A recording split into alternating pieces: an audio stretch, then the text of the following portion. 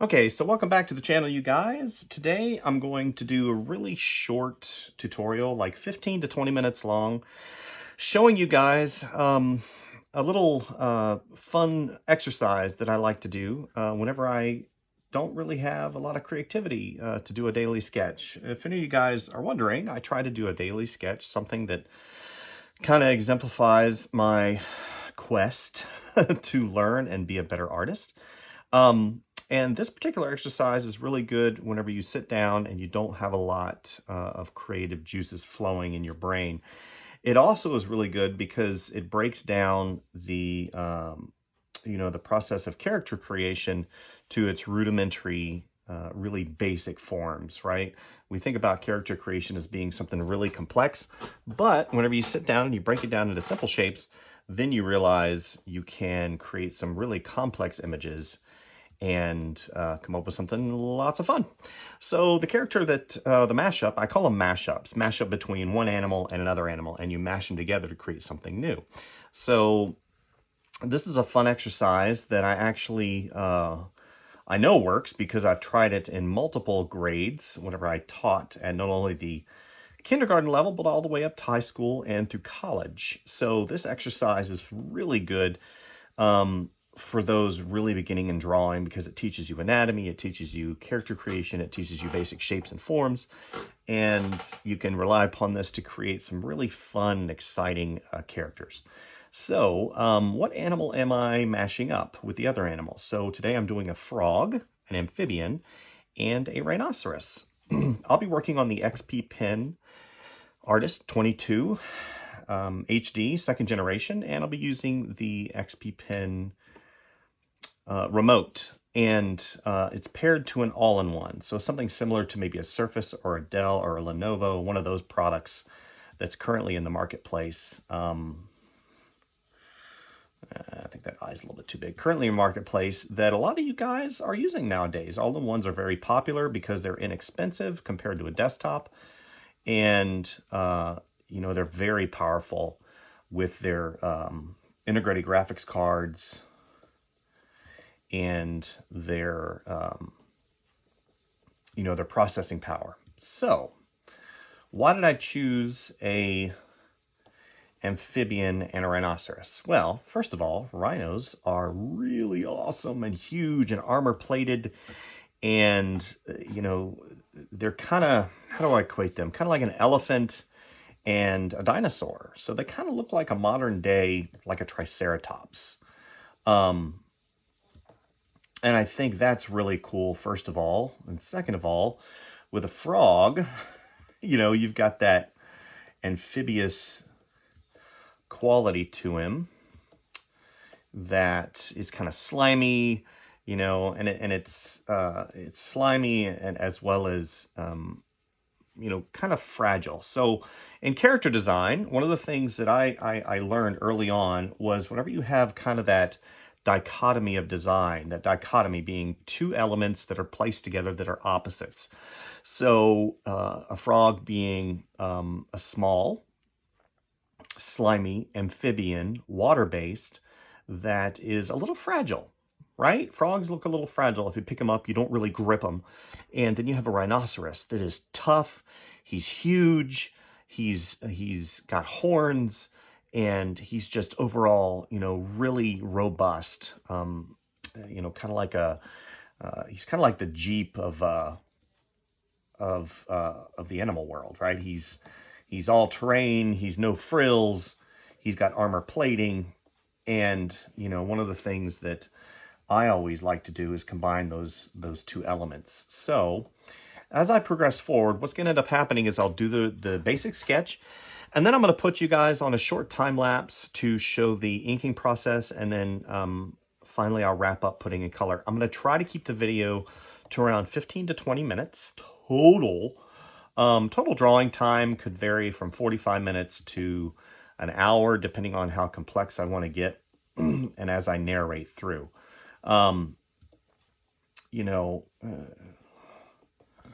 Wonderful people over there at XPPen sent me this this tablet to kind of review, and so far it's been wonderful. It has been a wonderful piece of hardware, And I think that, one of the things we always have to remember, especially as we create these images, that even though these images might have a higher quality level of understanding and rendering, these devices are just devices. They're not the actual person creating them. So one of the things that I always say, especially whenever I, use a new device or a peripheral device such as this XPPen remote, I always say that just as long as it doesn't inhibit me from being creative, it is a winner. And so far, this device, the the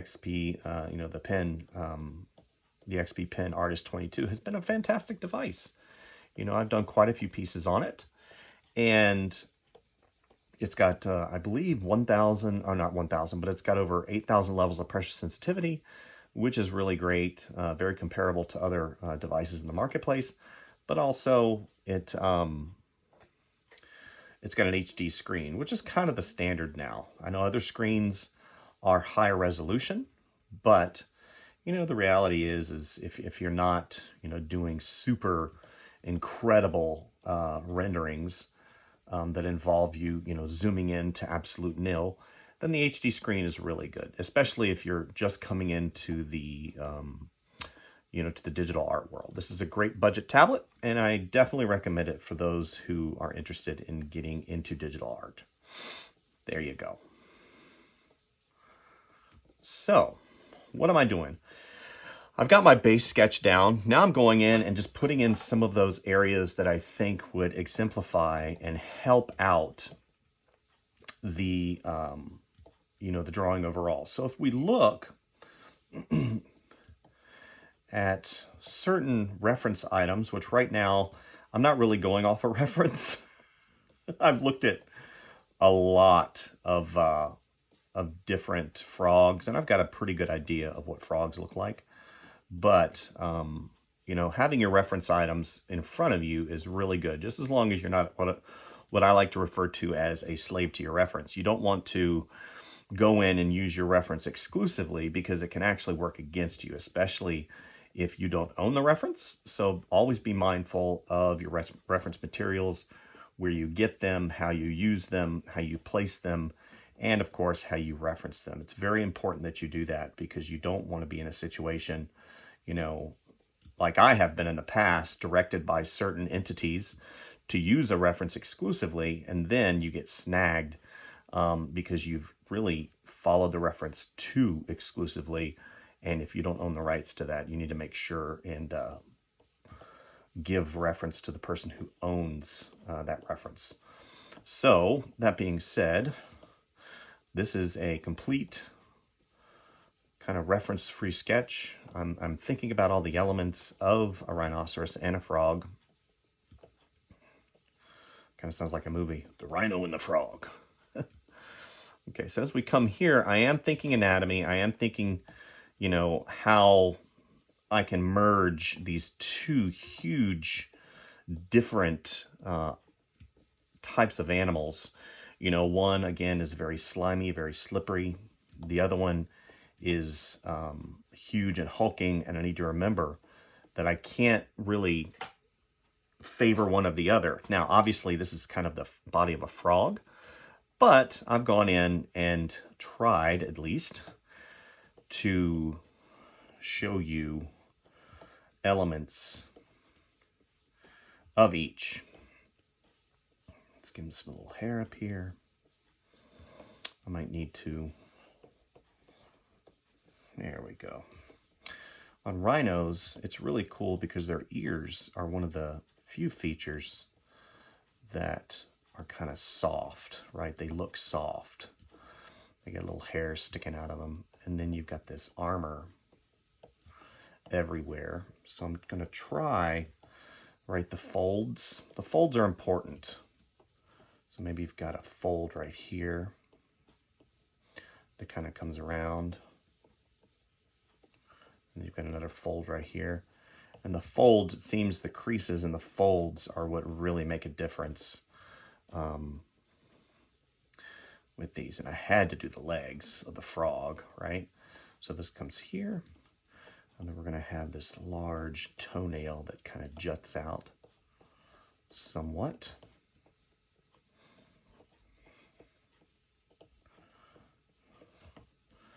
Okay. So what I'm going to do, just because I want to keep this drawing pretty simple, okay, let's go ahead and do this part up here. I think this part up here is definitely important. So we've got this kind of larger portion of the head, and it comes down. And I want this to come to a point, because if you look, their nostrils on the rhinos kind of form right into the mouth area. And it's kind of,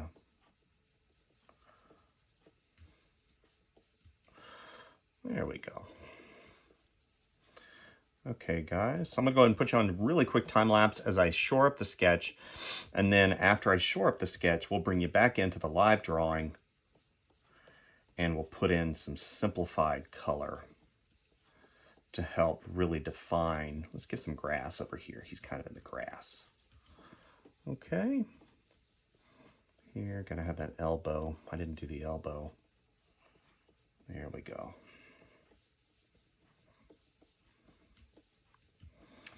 Okay, so let's put you guys on time lapse.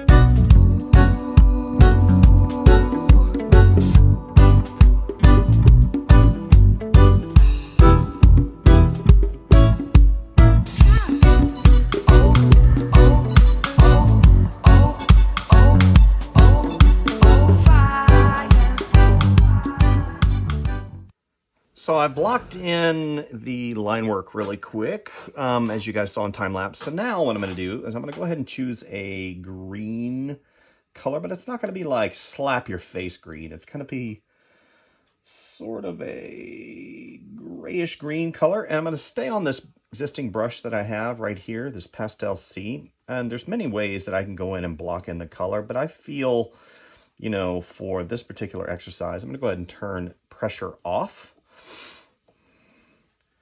I'm just going to start blocking in the color. There's a lot of ways that you can do this in this particular program. I'm using Photoshop today.